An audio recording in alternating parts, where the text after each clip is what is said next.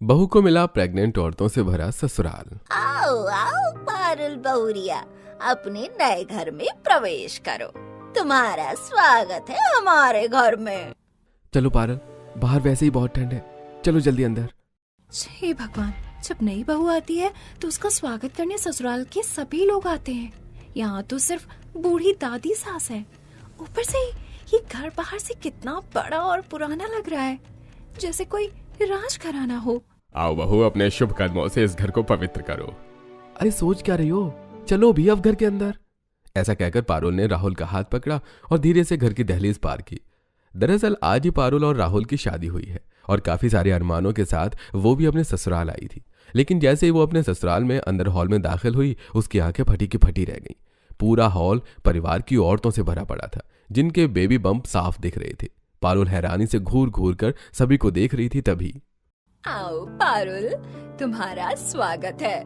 वाह, मेरी एक और देवरानी आ गई। अब घर और रौनकदार हो जाएगा। मैं तो पहली बार जेठानी बनी हूँ। आओ पारुल। पारुल की सभी जेठानियां उसका स्वागत करती हैं। उन्हीं के पास उसके तीनों नन्हे बच्चे प्रिया, रिया और लाली खड़ी थी। उनके भी बेबी बम साफ दिख रही थी। उन्हें देखकर पारुल अपने मन में सोचती है, हे भगवान, ये सब क्या है? ये क्या हो रहा है मेरे साथ? ये तो पूरा ससुराल प्रेग्नेंट औरतों से भरा पड़ा है। इतनी सारी जेठानी और ननंद, इन सब के पेट निकले हुए हैं। लेकिन मेरी सास कहाँ है? अरे फिर से तुम सोचने में लग गई। अब क्या सोच रही हो? राहुल, मुझे तो शादी से पहले किसी ने भी नहीं बताया कि ससुराल में मुझे प्रेग्नेंट औरतों से भरा हुआ ससुराल मिलेगा। नहीं पारुल, ऐसा नहीं है। हमने पहले ही तुम्हारे मम्मी पापा को सारी बातें बताती थी। हाँ बेटा, और तुमसे पहले हमने राहुल की शादी के लिए जितने भी रिश्ते देखे थे, उन सभी लड़कियों को जब पता चला था कि हमारे घर में एक साथ सभी औरतें प्रेग्नेंट हैं, तो उन लड़कियों ने शादी करने से मना कर दिया था। इसीलिए तुम्हारे माता पिता ने हमें ये बात तुम्हें बताने से मना किया था। हाँ, इसके बदले तुम्हारे माता पिता ने हमसे पूरे 10 लाख रुपए कीमत भी लिए थे। हे भगवान, मेरे माता पिता गरीबी से इतने ज्यादा परेशान हो गए कि उन्होंने मेरी शादी प्रेग्नेंट औरतों से भरे ससुराल में कर दी। अब मैं यहाँ पर क्या करूँगी? चिंता मत करो बहू, हम लोग हैं ना, हम सब मिलकर सबको संभाल लेंगे। तुम थक गई होगी और ठंड भी लग रही होगी। जाओ, जाकर अपने कमरे में आराम कर लो। शायद दादी ठीक कह रही हैं। अब तो मेरी शादी हो गई है, अब कर भी क्या सकते हैं। अब यही मेरा ससुराल है, मुझे सभी को संभालना होगा। अपने मन में ऐसा सोचकर पारुल उस रात सोने चली जाती है। अगले दिन सुबह उठकर वो घर में एक अजब नजारा देखती है। उसकी जेठानी सारी जेठानियां और नंदे उल्टियां कर रही होती हैं उन्हें देखकर। मुझे घर में सब लोग दिखाई दे रहे हैं। मेरी 3-3 जेठानियां, 3-3 ननंद, दादी सास, ससुर जी। लेकिन मेरी सास कहाँ है? वो कहीं भी दिखाई नहीं दे रही कल से। अरे पारुल बेटा, तुम सुबह सुबह उठकर रसोई में आ गई। क्या बना रही हो आज खाने में? आज तुम्हारी पहली रसोई है। दादी प्रणाम। आप बता दीजिए कि मुझे पहली रसोई में क्या बनाना है, मैं वही बना दूंगी। एक काम कर बहू, तेरी सारी जेठानी और नंदों के लिए दूध वाला दलिया बना दे। इस हालत में उन्हें डॉक्टर ने दूध वाला दलिया खाने के लिए कहा है। और मेरे लिए, तेरे ससुर जी के लिए और घर के बाकी मर्दों के लिए तू पूरी और आलू की सब्जी बना ले। और दादी, मेरी सासू माँ के लिए? कल से मैं उन्हें ढूंढ रही हूँ, वो दिखाई ही नहीं दे रही हैं। मम्मी जी कहीं गई हुई है क्या? उनके मायके में कुछ जरूरी काम आ गया है, तो इसीलिए तेरी सास अपने मायके गई हुई है। लेकिन उनके बेटे की शादी से ज्यादा जरूरी भी कोई काम होगा। पारुल अपनी दादी सास से अपनी सास के बारे में पूछती है। तभी उसके ससुर रसोई में आ जाते हैं और पारुल से कहते हैं, पारुल बेटा, तुम्हारी सास कुछ दिनों में वापस आ जाएगी, तब अपनी सास से जी भर कर मिल लेना। अभी तुम काम पर ध्यान दो। अपने ससुर जी की बात सुनकर पारुल एकदम से शांत हो जाती है और अपने कामों में लग जाती है। पारुल थोड़ी देर में पहली रसोई का सारा काम खत्म करके डाइनिंग टेबल पर खाना लगाती है। सभी लोग खाना खाकर पारुल को शगुन देते हैं। तभी आज तो मेरी बहुत ज्यादा सांस फूल रही है। मैं तो आंगन में धूप लेने के लिए जा रही हूँ। पूनम, साधना, प्रिया, रिया, लाली, क्या तुम लोग मेरे साथ चलोगी? हाँ भाभी, मैं भी आपके साथ ही चल रही हूँ। मुझे भी आज कुछ ठीक नहीं लग रहा है। चेकअप के टाइम डॉक्टर ने बताया था कि आने वाले दिनों में अपना बहुत ज्यादा ख्याल रखना होगा। पारुल अपनी जेठानी और नंद की बात सुनती है और उनसे कहती है, आप सभी लोग चिंता मत कीजिए। आपकी ऐसी हालत में मैं आप सभी लोगों का ध्यान रखूंगी। आप लोग आंगन में जाकर बैठिए, मैं आप लोगों के लिए गरम गरम दूध बनाकर लाती हूँ। भाभी, आपको इतनी सारी प्रेग्नेंट औरतों से भरे ससुराल को देखकर घबराहट नहीं हुई? बताओ पारुल, क्या तुम्हें बिल्कुल भी घबराहट नहीं हुई कि तुम्हें हम सबकी सेवा करनी पड़ेगी? एक्चुअली हमारी प्रेगनेंसी मंथ ऐसे हैं कि एक के बाद एक सबकी डिलीवरी होगी। पारुल, क्या तुम ये सब एडजस्ट कर पाओगी? हाँ भाभी, आप लोग तो सब मुझसे बड़े हो। आप लोगों का ख्याल रखना मेरा फर्ज है। ऊपर से आप सभी घर में इतनी सारी खुशियाँ लेकर आने वाली हो। लेकिन मुझे तो बस ये समझ नहीं आ रहा कि एक के बाद एक सभी लोग एक साथ प्रेग्नेंट कैसे हो सकते हैं। और आप सभी में से सबसे पहले किसकी डिलीवरी होगी? चाची जी की। चाची जी? आपका मतलब मम्मी जी से है? अरे नहीं नहीं, ये तो तुमसे कह रही है कि तुम चाची जी बन जाओगी ना, इसीलिए। जाओ पारुल, मेरे लिए एक ग्लास गर्म पानी ले आओ, मुझे बहुत ठंड लग रही है। गुड़िया पारुल को अचानक पानी लेने के लिए भेज देती है और पूनम की डांट लगाती है। क्या है ये पूनम, सभी ने मना किया था ना, अभी पारुल के सामने बात नहीं आनी चाहिए। फिर तुम उसे कैसे बता रही थी? मुझे माफ कर दीजिए भाभी, मेरे मुंह से गलती से निकल गया। अगली बार से मैं ध्यान रखूंगी। हाँ भाभी, वो वैसे ही इतनी घबराई हुई है एक साथ इतनी सारी प्रेग्नेंट औरतों से भरे हुए ससुराल को देखकर। अगर उसे ये राज भी पता चल गया तो वो और ज्यादा घबरा जाएगी। हाँ, हमें इस बात को एकदम रहस्य रखना होगा जब तक मम्मी जी खुद आकर ये बात सभी के सामने नहीं बताती। तभी पारुल पानी लेकर वहां आ जाती है और उसके आते ही सब एकदम से शांत हो जाते हैं। उन्हें देखकर पारुल को हैरानी होती है, लेकिन किसी से भी कुछ पूछने की उसकी हिम्मत ही नहीं होती। इसी तरह कुछ दिन और गुजरते हैं और एक दिन घर की सभी प्रेग्नेंट औरतें शांता देवी और पारुल आंगन में बैठकर ठंड में धूप सेक रही होती हैं। तभी शांता देवी सभी से कहती हैं, गुड़िया, प्रिया और रिया, तुम तीनों का 7वां महीना शुरू हो गया है। अब तुम्हें और ज्यादा ध्यान रखने की जरूरत है। थोड़े बहुत घर के काम किया करो, अपने शरीर को चलाया करो, जिससे नॉर्मल डिलीवरी में आसानी होगी। लेकिन दादी, मुझे तो चलते फिरते समय ही सांस फूलने लगती है, मैं कैसे काम कर पाऊंगी? और मुझे तो चक्कर आने लगते हैं। ऐसा लग रहा है कि अगर मैं खड़ी भी होंगी तो गिर जाऊंगी। इसीलिए मेरे लिए भी काम करना मुश्किल है। हमारे जमाने में ये बोला जाता था कि अगर पेट वाली औरत 7वें महीने से झाड़ू पोछा करे, सीढ़ियाँ चढ़ेगी तो उसकी नॉर्मल डिलीवरी हो जाएगी।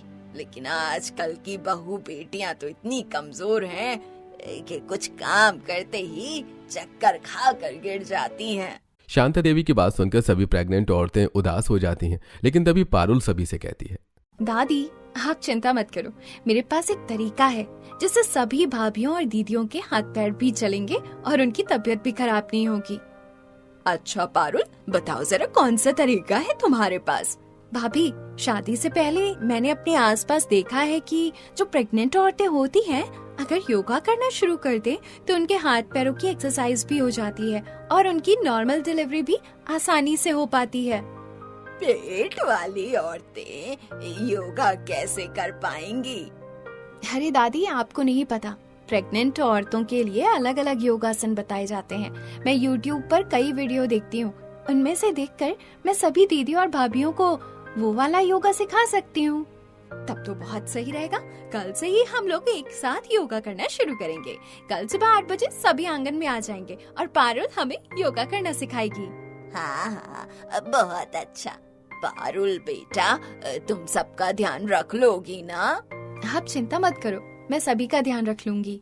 ऐसा कहने के बाद पारुल अपनी सभी जेठानी और नंद के लिए हलवा बनाने चली जाती है और अगले दिन सुबह 8 बजे से वो सभी को योगासन कराना शुरू करती है। उसे देखकर उसके ससुर जी, अरे मैं तो सोच रहा हूँ कि अगर श्रद्धा भी यहाँ होती तो वो भी योगा कर लेती। तेरा दिमाग खराब हो गया है। अभी से बहू को श्रद्धा के बारे में बता देगा तो वो और डर जाएगी। वैसे ही नई बहू को प्रेग्नेंट औरतों से भरा ससुराल मिला है और अपने सास की हालत देखकर कहीं वो घर छोड़कर न चली जाए। इतनी मुश्किल से राहुल की शादी कराई है हमने। ध्यान रहे गलती से भी उसे पता न चले श्रद्धा के बारे में। हाँ माँ, सही कह रही हो आप, मैं उसे नहीं पता चलने दूंगा। इसके बाद पारुल अपनी सभी जेठानी और नंदों का ध्यान रखना शुरू कर देती है। वो हर रोज सुबह सभी को योगा कराती है, सभी के लिए हेल्दी नाश्ता बनाती है, एक्सरसाइज कराती है और सबकी दवा से लेकर उनके खाने पीने सबका ख्याल रखती है। एक दिन सभी प्रेग्नेंट औरतें आंगन में धूप में बैठी हुई होती हैं। तभी गुड़िया सभी से और शांता देवी से कहती है, दादी, आपने सुना है जहाँ ज्यादा अच्छा होता है वहीं शुगर की बीमारी होती है।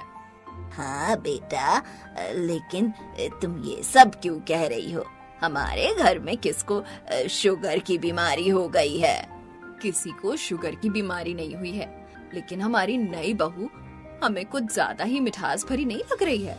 ये हम सभी प्रेग्नेंट औरतों का ध्यान रखती है, पूरे घर को संभालती है, पूरे घर का काम भी करती है और कभी भी हमसे परेशान नहीं होती। हमारी हर छोटी बड़ी चीज का ख्याल रखती है। कहीं दाल में कुछ काला तो नहीं है?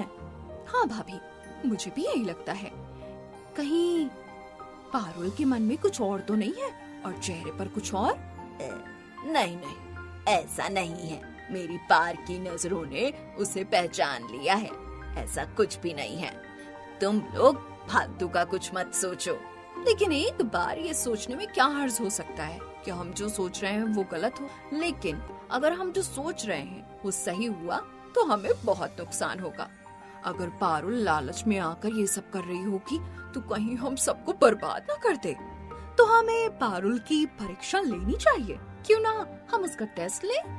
तुम लोग जो भी कर रही हो सोच समझ कर करना, क्योंकि अगर पारुल सही हुई और उसे इन सब के बारे में पता चल गया तो उसे कितना दुख होगा। हमने बहुत मुश्किल से राहुल की शादी कराई है। कहीं ऐसा ना हो कि पारुल घर और राहुल को छोड़कर चली जाए। अरे दादी, हम उसे कुछ भी नहीं पता चलने देंगे, आप चिंता मत करो। आपस में बातें करके सभी प्रेग्नेंट औरतें पारुल का टेस्ट लेने का डिसाइड करती हैं और एक दिन शांता देवी, पारुल बेटा, ये लो तिजोरी की चाबियां।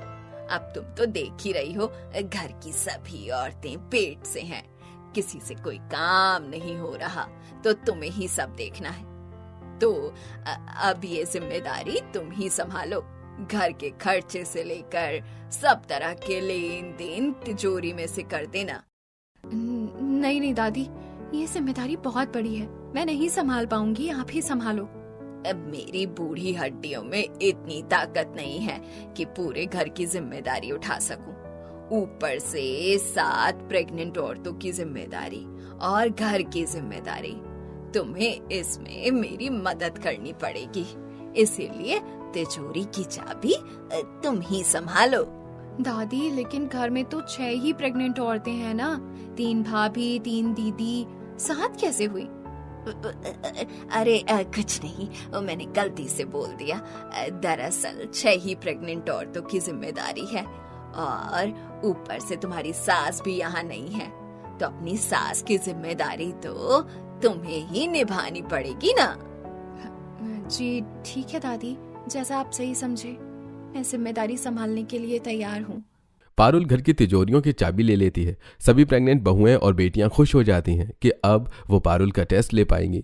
पारुल घर की चाबियां लेकर घर के काम निपटाना शुरू कर देती है और उसी दिन शाम के समय, पारुल, घर का राशन खत्म हो गया है और हमारी दवाइयाँ लाने का वक्त भी हो गया है। तो एक काम करो, तुम तिजोरी में से नौकरों को पैसे निकाल कर दे दो और राशन का पर्चा बना कर दे दो। वो सारा सामान खरीद लेंगे। ठीक है भाभी, और आप लोगों के चेकअप का टाइम भी तो हो रहा है, तो आप लोग मेरे साथ डॉक्टर के यहाँ पर चलना, मैं आप लोगों का चेकअप करा लाऊंगी। ठीक है, तुम तिजोरी में से पैसे निकाल कर दे देना। उसके बाद पारुल राशन का पर्चा बनाती है और चाबियां लेकर तिजोरी की तरफ जाती है। लेकिन जैसे ही वो तिजोरी के पास जाती है, सभी प्रेग्नेंट बहुएं और बेटियां उसके पीछे पीछे चल देती हैं।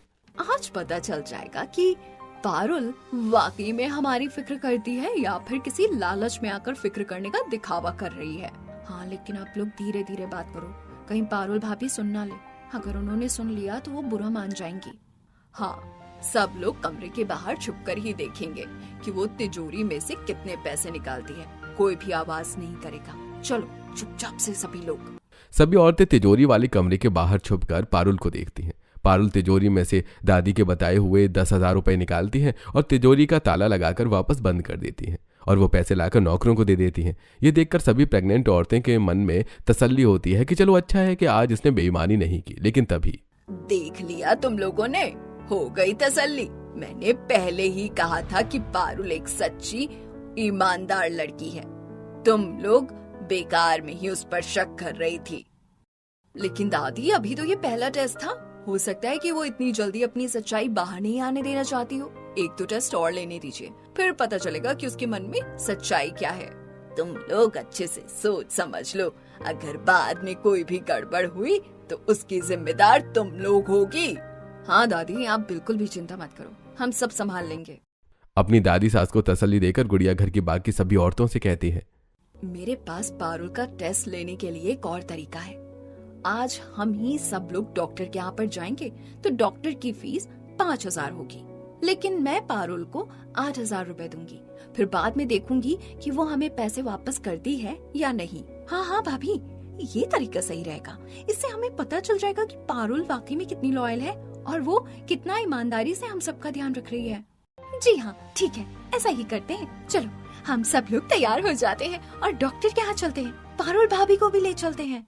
ऐसा कहकर सभी प्रेग्नेंट औरतें पारुल के साथ डॉक्टर के पास जाती हैं। गुड़िया पारुल को डॉक्टर की फीस के 8,000 रुपए देती है, लेकिन सभी का चेकअप कराने के बाद पारुल उनमें से 3,000 रुपए वापस कर देती है और 5,000 रुपए डॉक्टर की फीस दे देती है। अरे, ये तो इस टेस्ट में भी पास हो गई। इसमें तो कहीं हम लोग ज्यादा ही तो नहीं सोच रहे, या फिर इसका टेस्ट लेने का हमारा फैसला गलत तो नहीं है। हाँ, मुझे भी ऐसा लगता है, कहीं हम कोई गलती तो नहीं कर रहे। अगर बाद में भाभी को पता चल गया तो कहीं वाकई में वो घर छोड़कर न चली जाए। अरे नहीं नहीं, ऐसा कुछ नहीं होगा। बस एक और टेस्ट लेते हैं, उसमें कौन सा हम पारुल को बताने वाले हैं, बस हमारे मन की तसल्ली हो जाएगी। हाँ ठीक है, मुझे भी यही सही लगता है। चलो एक बार और टेस्ट लेते हैं। सभी प्रेग्नेंट औरतें आपस में ये चर्चा करती हैं और घर जाने के लिए तैयार होती हैं। तभी पारुल सभी से कहती है, दीदी भाभी, आप लोग घर जाइए, मुझे आप लोगों के लिए कुछ फल खरीदने हैं। मैं मार्केट होकर आती हूँ। इस हालत में आप लोगों का मार्केट में घूमना ठीक नहीं है। हाँ, मेरी कमर में भी दर्द हो रहा है। चलो हम सब लोग घर चलते हैं। पारुल, तुम जल्दी लौट आना और मेरे लिए कीवी जरूर लेकर आना। जी ठीक है भाभी। पारुल, ये 3,000 रुपए तुम ही रख लो और इसी से फल खरीदना। पारुल 3,000 रुपए लेकर मार्केट में फल खरीदने के लिए चली जाती है। वहाँ उसे पड़ोस की कुछ औरतें मिल जाती हैं और वो पारुल से कहती हैं, अरे तुम तो पारुल हो ना, शांता देवी के घर की नई बहू। कैसी किस्मत है तुम्हारी, नए नए ससुराल में आई और प्रेग्नेंट औरतों से भरा हुआ घर मिल गया और आते ही सबकी सेवा करनी पड़ रही है। अरे वो तो ठीक है, लेकिन जरा ये तो सोचो कि सास अब बहू के सामने बच्चा पैदा करेगी। हाँ, एक देवर या ननंद भी तो आने वाला है। अब तुम चाचा और मामी के साथ भाभी भी बनने वाली हो। ये सब आप मुझसे क्यों कह रही हैं? ऐसा तो कुछ भी नहीं है। हमारे घर में तो मेरी 3 जेठानियां और 3 नंदे ही तो पेट से हैं। ओह, लगता है इसके घर वालों ने इसको कुछ नहीं बताया। कोई बात नहीं बेटा, कुछ दिनों में अपने आप पता चल जाएगा। पड़ोस की औरतें पारुल से ये सब कहकर चली जाती हैं, लेकिन पारुल के दिमाग में उनकी बातें घर कर जाती हैं। घर लौटकर वो शांता देवी से उसके बारे में पूछने की कोशिश करती हैं। दादी, मुझे आज पड़ोस की औरतें ऐसे बोल रही थी कि घर में मैं चाची और मामी के साथ भाभी भी बनूंगी। ये सब क्या था? अरे पगली, पड़ोस की औरतों का काम ही भड़काना होता है। तुम किसी की बातों में मत आओ, तुम अपने घर में ध्यान दो। लो, मैं सभी के लिए गरम गरम दूध और हलवा बनाया है, तुम ले जाओ और तुम खुद भी खा लेना। पूरे दिन सबका ध्यान रखती हो, खुद का ध्यान नहीं रखती। शांता देवी बात को नजरअंदाज करके पारुल को हलवा और दूध पकड़ा देती हैं। पारुल सभी के लिए हलवा दूध लेकर जाती है और अपनी सभी जेठानियों और नंदों को गर्मा गर्म हलवा दूध खिलाती है। उसके बाद अपने काम में लग जाती हैं। लेकिन सभी प्रेग्नेंट औरतें अभी भी पारुल की परीक्षा लेने के बारे में ही सोच रही होती हैं। इसीलिए वो कभी वॉशिंग मशीन में पैसे छोड़ देती हैं, कभी घर के किसी कोने में। लेकिन पारुल हर बार अपनी ईमानदारी पर खरी उतरती है। अब बहुत दिन हो गए, हमने पारुल की बहुत सारी परीक्षाएं ले ली। अब मुझे लगता है कि अब आखिरी परीक्षा का वक्त आ गया है। वो क्या है भाभी, आप आखिरी परीक्षा कैसे लेने वाली हो? मैं एक काम करूंगी, मैं बेहोशी का नाटक करूंगी और खूब सारे गहने पहनकर उसके कमरे में जाऊंगी और अपने सारे गहने वहीं छोड़ दूंगी। देखती हूँ पारुल मेरे कहने पर मुझे वापस देती है या नहीं। अगर पारुल भाभी आपके गहने वापस नहीं देती तो आपको कितना नुकसान होगा। कोई बात नहीं, नुकसान मुझे होगा लेकिन हमारा घर तो बच जाएगा ना। मुझे अभी भी पारुल पर शक है। ठीक है भाभी, ऐसा ही करते हैं। गुड़िया उस दिन बहुत सारे गहने पहनकर अपने कमरे से बाहर आती है और पारुल के कमरे में जाकर बेहोश होने का नाटक करती है। एक काम करती हूँ, अभी सारे गहने यहीं रख देती हूँ, फिर पता चलेगा इसकी सच्चाई। इसके बाद जब तक पारुल गर्म पानी लेकर आती है, इतनी देर में गुड़िया अपने सारे गहने वहीं छोड़ देती है और पारुल से कहती है, पारुल मुझे मेरे कमरे में छोड़ा, मैं कुछ देर सोना चाहती हूँ। शायद थकान की वजह से ऐसा लग रहा है। जी भाभी ठीक है, आप चलिए मेरे साथ। इसके बाद पारुल गुड़िया को उसके कमरे तक छोड़ आती है, लेकिन उस समय गुड़िया के गहने अपने साथ नहीं ले जाती। फिर वो बाकी के कामों में लग जाती है। जब बहुत देर तक गुड़िया के गहने नहीं मिलते तब गुड़िया सबको बुलाकर कहती है, देखा, मैंने कहा था ना, पारुल की नीयत मेरे गहनों पर खराब हो गई। वो अभी तक मेरे गहने देने नहीं आई है। लेकिन भाभी अब क्या होगा, आपके गहने कैसे मिलेंगे? सब लोग आपस में बात कर ही रहे होते हैं, तभी पारुल उनके कमरे में आती है।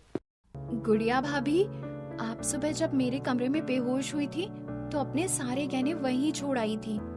जो आपके सारे गहने हैं संभाल कर रख लीजिए, घर में बहुत सारे नौकर चाकर हैं। अरे हाँ, मैं तो पूरे घर में ढूंढ रही थी, वहाँ रह गए थे। Thank you so much Parul, तुमने मुझे मेरे गहने वापस कर दिए।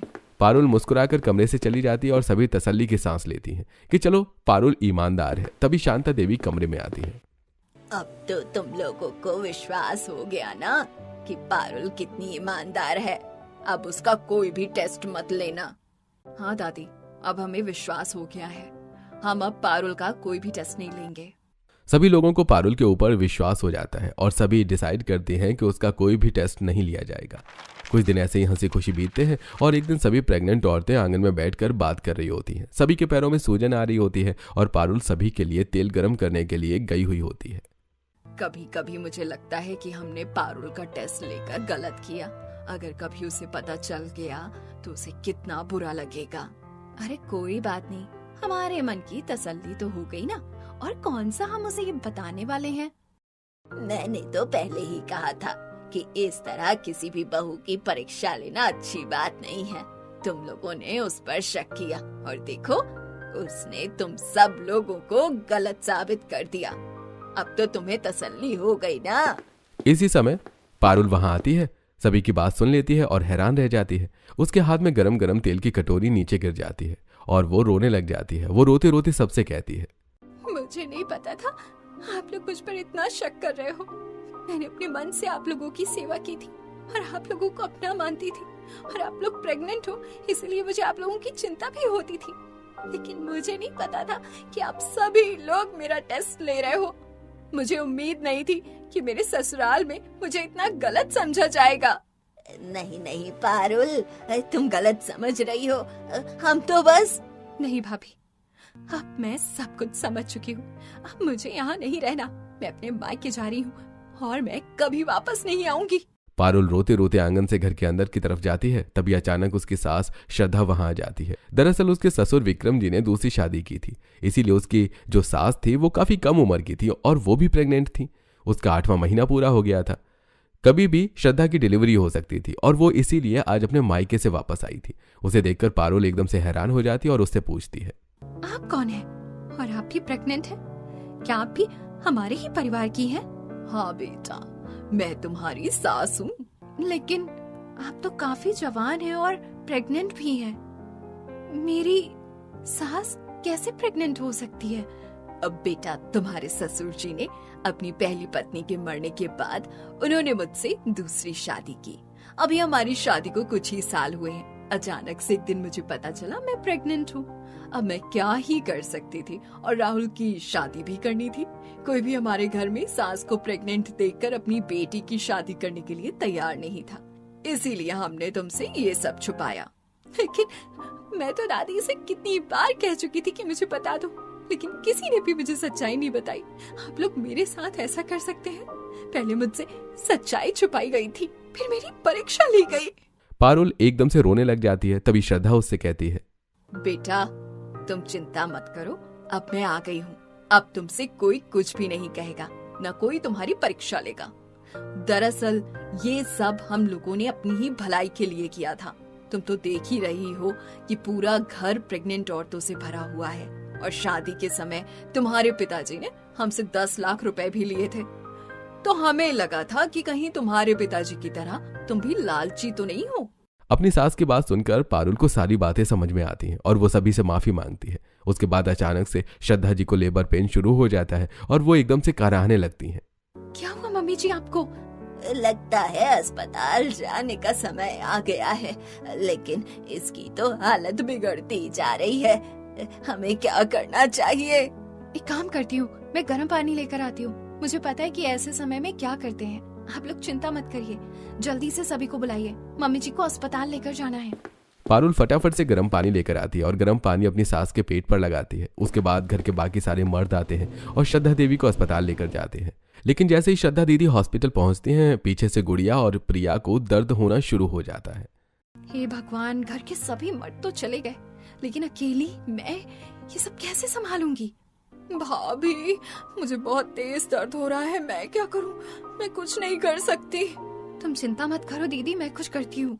पारुल फटाफट कैब से अपनी जिठानी गुड़िया और नंद प्रिया को लेकर तुरंत अस्पताल पहुंचती है। सभी को अस्पताल में एडमिट करती है। थोड़ी देर बाद श्रद्धा, प्रिया और गुड़िया तीनों एक एक बेटे को जन्म देती हैं। पूरा घर खुशियों से भर जाता है। तभी विक्रम जी कहते हैं, मुझे माफ कर दो पारुल बेटा, मैंने हमेशा तुम्हारे साथ सख्ती दिखाई, लेकिन इसकी वजह थी मुझे डर लग रहा था कि कहीं तुम हमारे घर में एडजस्ट कर पाओगी या नहीं।